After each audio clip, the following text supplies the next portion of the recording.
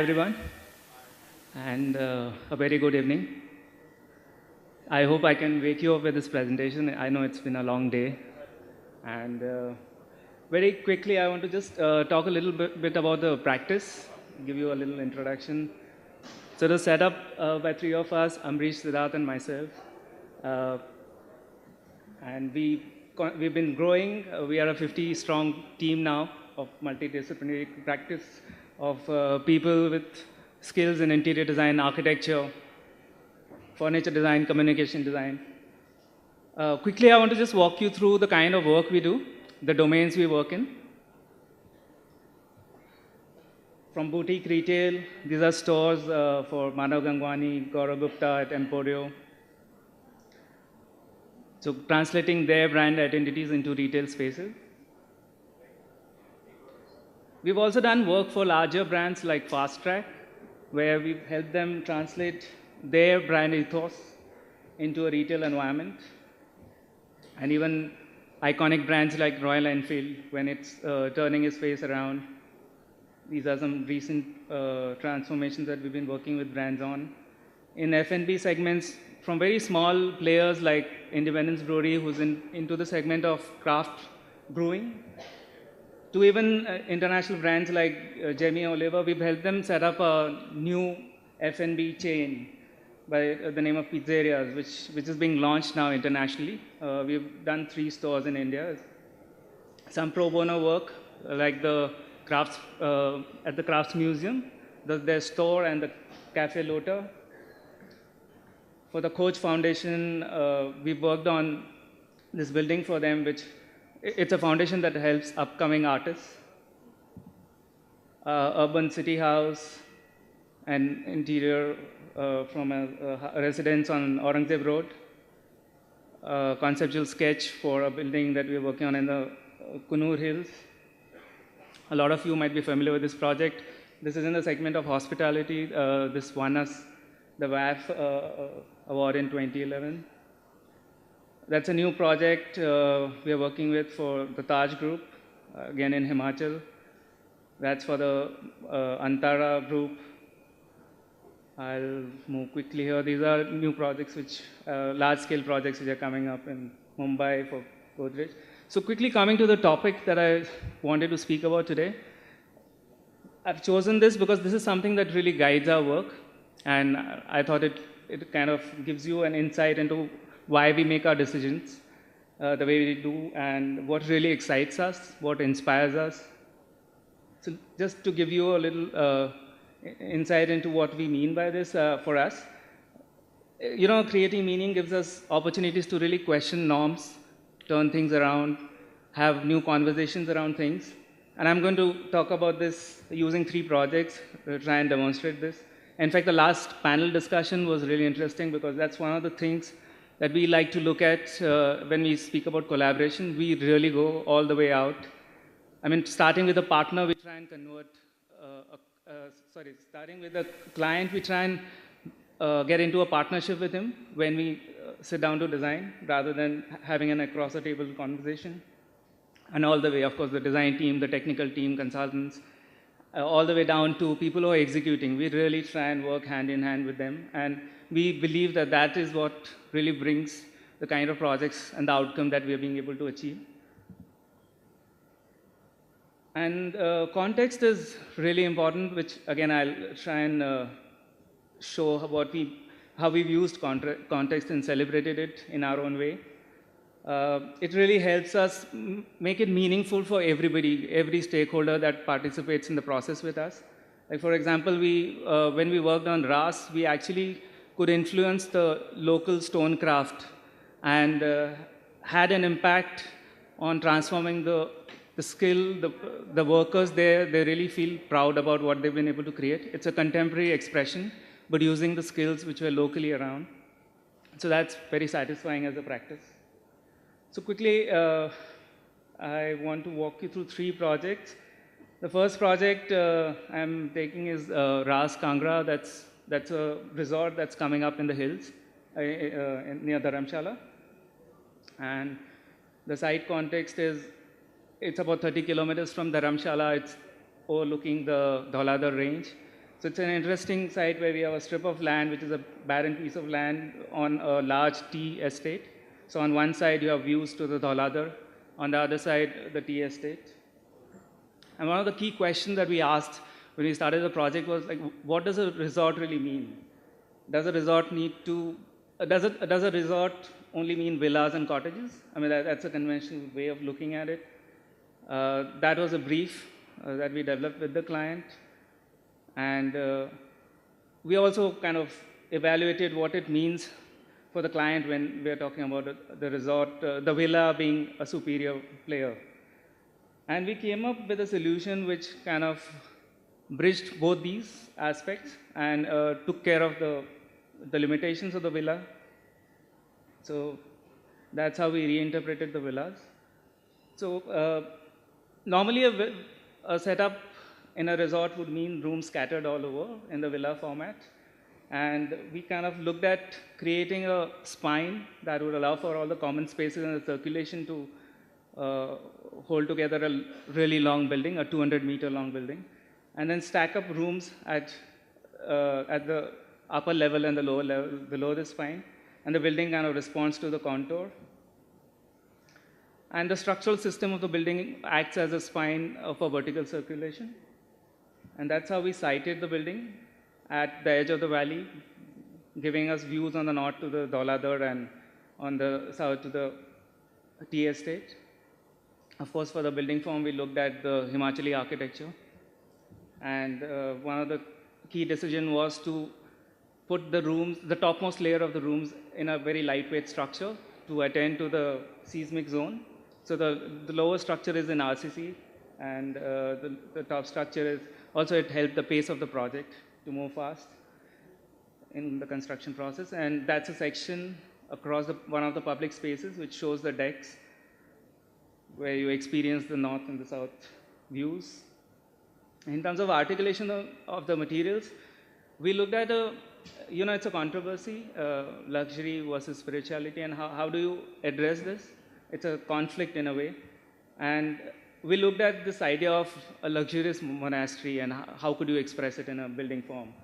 So, if you take the meditative nature of what a monastery is and transform it, creating that same rhythmic pattern on the building, and then working with local stones, we came up with translations of very crafted, so a lot of prototyping, a lot of explorations, and working with local palettes of materials where we could enhance the quality of the experience by just adding a lot of craft to it. That's how the building elevations kind of evolved. The small detail of the rendered elevation, and I'm going to show you, this building is under construction, so work in progress images of the site, where the translation of the stonework. So that's how the building is coming together. And I have a small film to share with you the scale and just the setting of this site. Sorry, before that I'll quickly walk you through the villa experience. So for the rooms, what we chose to do was everybody walks into the middle of the room and everybody has a personalized entry to the room. So that was the key idea of creating the villa experience. And your lines of sight to the Dhauladar are completely uninterrupted. So you feel like you are in a private villa. So that's a layout of how the rooms were placed, where we had a, sorry, I don't have a pointer here. Basically, we had a bed space, a living space with balconies flanking on both sides. And that's the toilet block with a walk-in wardrobe. I'll walk you through the rooms.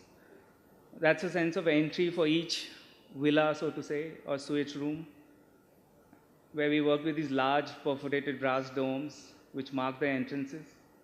And that's your sense of experience coming into the rooms, where you come in the middle of the room, and on the left and right are two different spaces, the wet space, which has a little attic for the kids, and the main dividing screen to the washroom acts as a giant lantern for the room.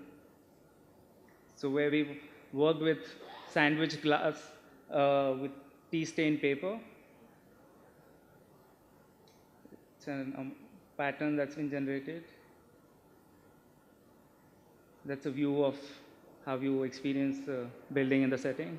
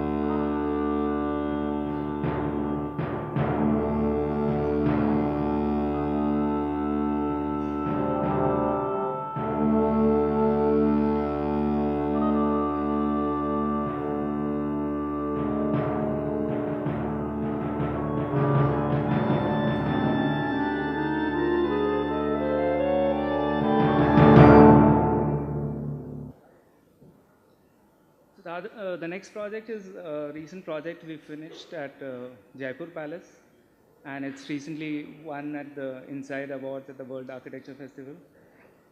Some of the key conversations that we had before we kind of jumped onto the project were how do you address the skills and what Jaipur wants for as a city, and I would focus on the last bit where, you know, it was a very interesting opportunity for us to create a focal point where tourists and the local people could actually mingle. So I'll talk a little more about that, what's really happening in Rajasthan. So basically, the museum really attracts, and actually Jaipur attracts a very large tourist population, and these are the stats on that, and it's one of the largest kind of crowd puller. And the usual interpretations of Rajasthan is a very cliche of the snake charmers and the elephants, versus, you know, the locals really aspire. So these are the kind of translations of old palaces and what a heritage used to be, and repackaged and sold to the new tourists.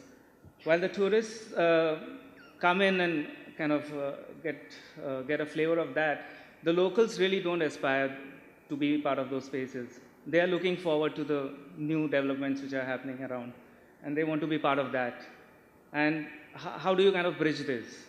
So that's what we looked at this cusp was an opportunity, and we kind of worked on that. And that's a little bit about the site. That's the Jaipur Palace. That's in terms of the city, how it's located, and that little red spot is where our site is. So on one side, it connects to the palace grounds. On one edge, it kind of opens up to the city. So that was the opportunity we kind of took.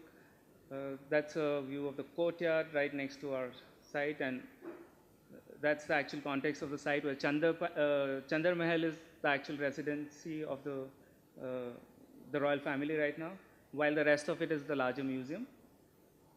And a few images of how we found the site. So it was a cafe which was actually catering to the museum, and it didn't really have any other engagement outside that. So people used to make a trip to the cafe as part of their museum visits.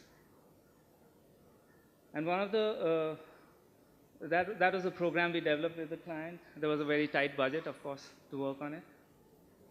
So one of the key interventions that we did was look at the circulation. That was the loop of the circulation where you move in and out of the cafe, versus what we kind of thought would really help was if there was a direct connection to the city, which would allow for people to move into the premise without entering the museum. So you could almost use the facility outside the purview of the visitors, outside the purview of the museum complex, and it would become more available to the city.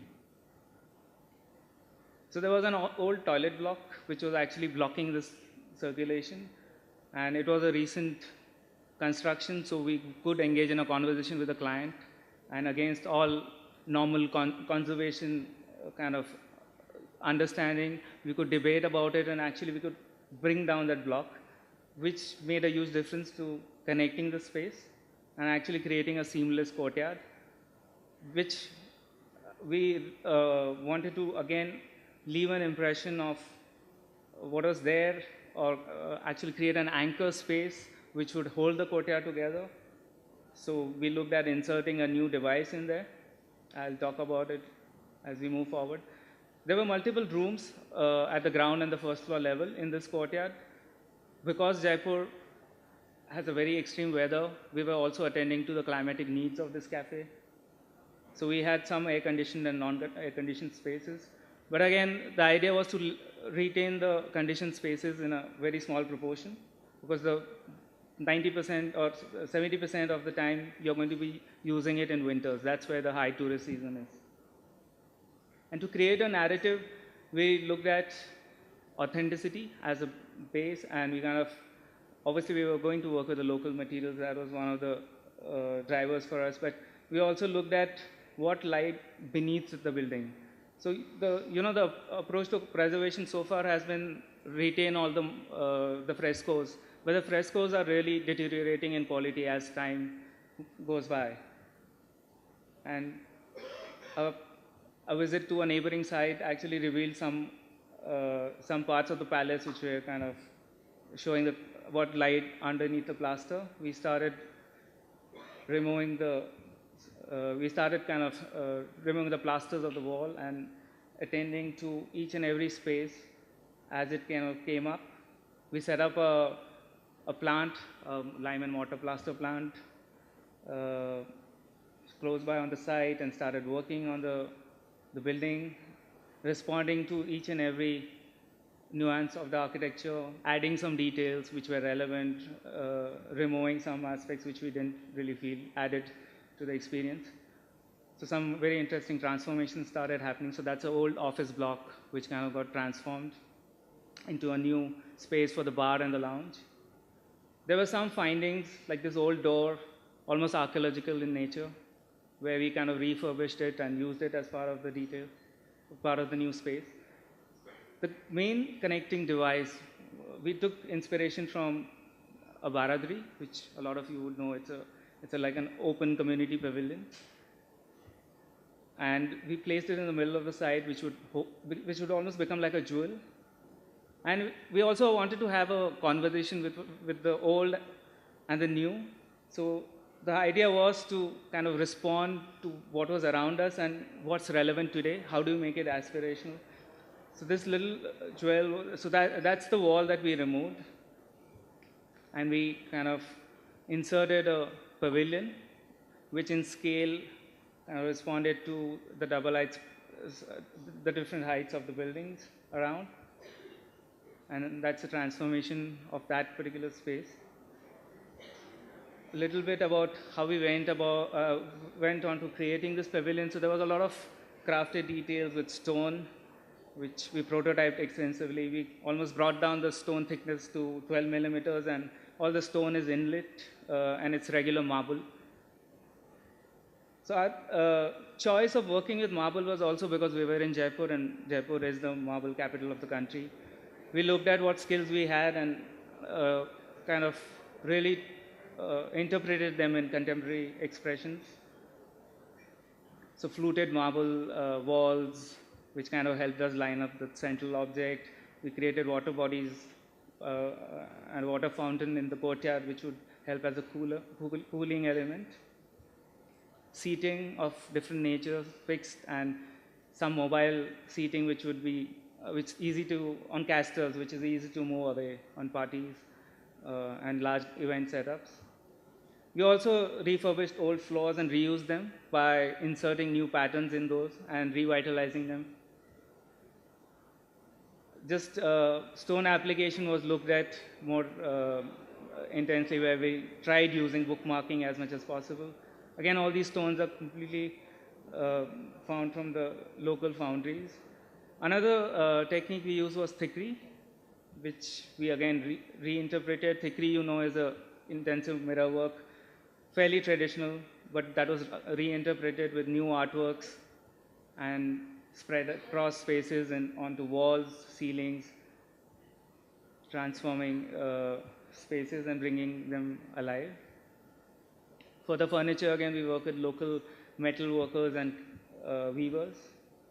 The entire courtyard has a way of kind of seamlessly opening the air conditioning spaces to the elements. And for that, we again used local MS work, cast brass work, and developed these large doors. A lot of these lamps were developed with Ayush Kasliwal from Jaipur. Very quickly, a finished walkthrough through the project.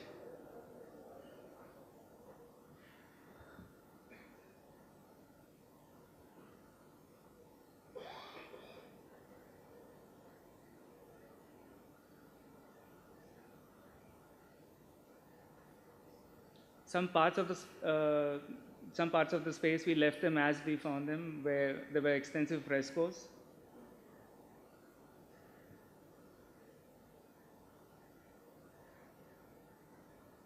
So basically, it kind of creates this whole dialogue between the old and new.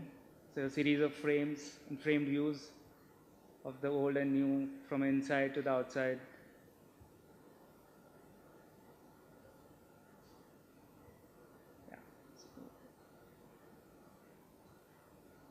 And the last project I'm going to share is this. It's a Vikhroli is going through a lot of replanning, urban replanning, and Godrej found an opportunity to reuse some of its old plant land. I mean, some of its land where they had factories, the oldest factories where they set up their lock plants and soap plants. That's the approach we took. Like, how do we repurpose buildings and tell a story? So that's the broad context. That's the master plan that Godrej is, it's called Trees Development. It's a mixed-use development in Vikhroli. And it's beautiful. It's got really tall rain trees in the campus. And it overlooks the largest mangroves, the last mangroves in Mumbai. And that's the way we found the site. It was full of old plants, two generator buildings, glycerin plants, a lot of silos around. And we took this whole approach of how do you create a narrative which would leave a mark and kind of tell a story of what this site used to be, and how do you make it relevant for the new community who's going to be living there, and also think about what is it going to be doing now. So we looked at repurposing the buildings in such a way that they are right now a marketing experience, and later they're going to become anchor points for the community. So these would be converted into F&B experiences, and one part of it is going to be part of a larger hotel complex. So this almost became like a gateway to the community, and that was an initial rendering of how we saw the space. We retained some of the key elements from the site and used them to create markers. So these two buildings were the most important of all, and I'm going to talk a little bit about how we approach the buildings.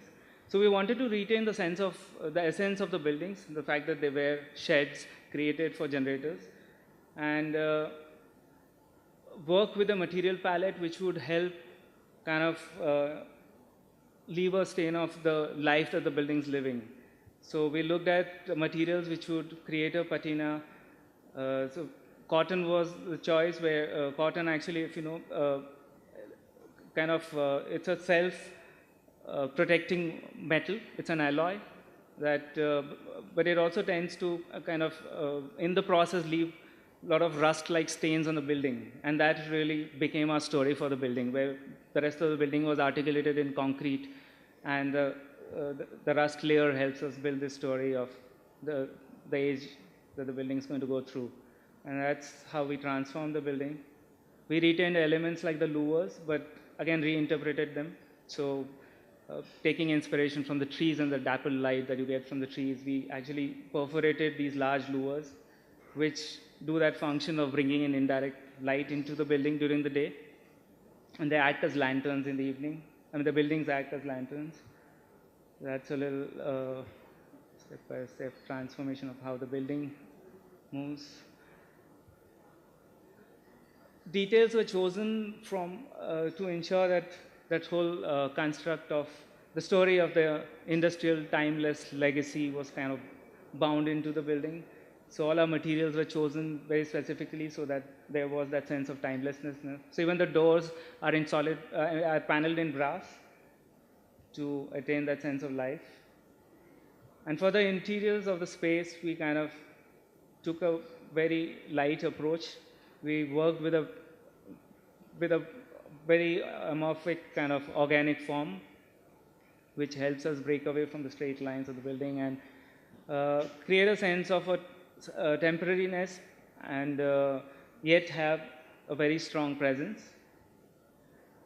We inserted a large silo from the site, and that's actually an AV pod for the marketing experience. And it was lined with brass again, with a lot of detail.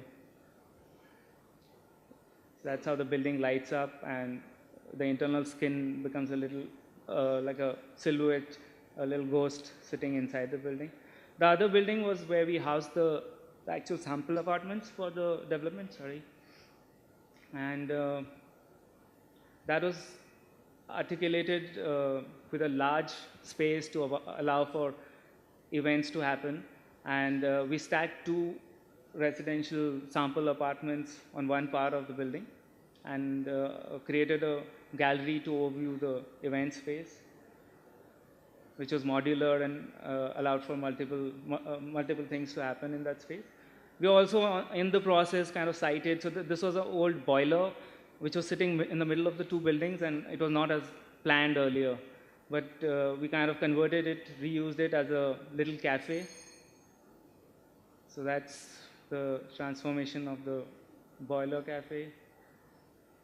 And we also inserted some elements in the actual walk through the site which tell a little narrative about the property and what the values are, how they're going to build it up. We used old silos and refurbished them, re-articulated them to create a little museum story for the brand and tell stories about the new development that's coming up. And also use these silos to create garden elements like little benches and spread them around. So yeah, that's a little transformation. And that's when the actual events happen, that's how the plaza kind of comes alive at the moment. And one last film just to again give you a sense.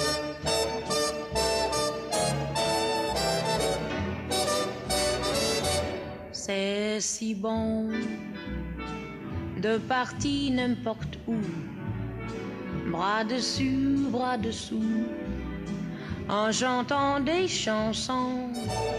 C'est si bon de se dire des mots doux, de petits rien du tout, mais qui en disent en langue, en voyant notre mine ravie. Les passants dans la rue nous envient, c'est si bon. Les passants dans la rue, bras dessous, en chantant des chansons.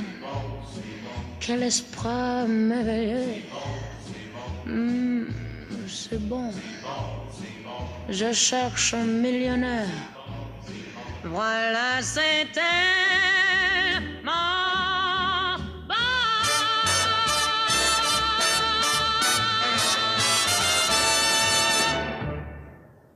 Thank you. Hi, my name is Raghunath. I'm from Bangalore. I represent Urban Hive Architects. Urban Hive Architects is completely based on eco-friendly architecture, as saying. So I would like to go to your resort project, which we're talking about the cottages, villas, they're all scattered and this thing. And you prefer to go with a single block concept. But the reality is, when you go with a villa or cottages, what really happens is, the site will be having lots of vegetation. The idea of a resort is to create a hideaway. And it'll be easy for you to save the trees and create small blocks in between. But when you go with a single building, you would have lost lots of trees. So how you handled it is what my question Sure. is. So that's why when I started, I said this is a conversation, and we are doing projects where we are doing villas spread out in the landscape. But for this particular project, it was a conversation we had with the clients, and it was a debate that finally ended in a decision which it made sense because we weighed the pros and cons. I mean, at this point, they felt that there was a lot of advantages they had for the kind of hotel experience that they wanted to run. And absolutely, you're absolutely right. I mean, there's a give and take always, and we made this choice. And that's why I was talking about, like, we didn't go with a like a notion that this is how it's meant to be, but we actually had a conversation with the client and said, this is what's going to happen, and then that allowed us to kind of come up with. And there were a lot of other advantages of a dramatic 200-meter long building, which you wouldn't get in a villa experience. So we made a choice. Yeah. Sorry, because when I saw the site picture, there were lots of trees. In fact, the age of the trees be easily 200 years or something like that. But that particular area where the building is, it looks barren. I'm really sorry to say that. So there are lots of trees. So there are parts of the site which are very graded, which have got the trees, and we deliberately chose a relatively stable part of the site, and which didn't have, and it's actually sitting on a large tea estate, like I said. So the trees are in a very small part of it, and it was a barren piece of land. That was the only area where we could build, actually, as per the norms as well. So it was a whole bunch of parameters that helped us arrive at that kind of decision. Thank you. It's great.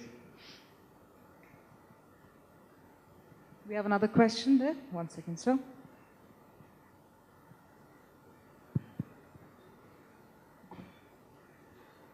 Yeah, hi Ankur. It's wonderful to see your work always, and big fan of your studio. Just wanted to ask you, what are the challenges that you all face as a practice in terms of getting the estimates right up front, because a lot of creative process and thought could be, while the project is going on, and could not possibly be conceived up front. I mean, I suppose that's the reality of, creative work. So are you challenged at any stage in getting your, cost projections, estimates right?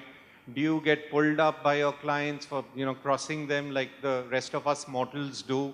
And, and how do you deal with that? And because obviously there is something, that you guys are doing differently. So to be very honest, I mean, we go through exactly everything you're going through. And most of our projects are fairly driven by costs and budgets. It just takes, I would say, it just takes a lot of work and engagement with the client. And we also fail. We get into, in the middle of projects, we get into conflicts with the client on budgets, and things get into overruns. But we try and find better ways of curbing it. So we're constantly working on, we do a lot of prototyping.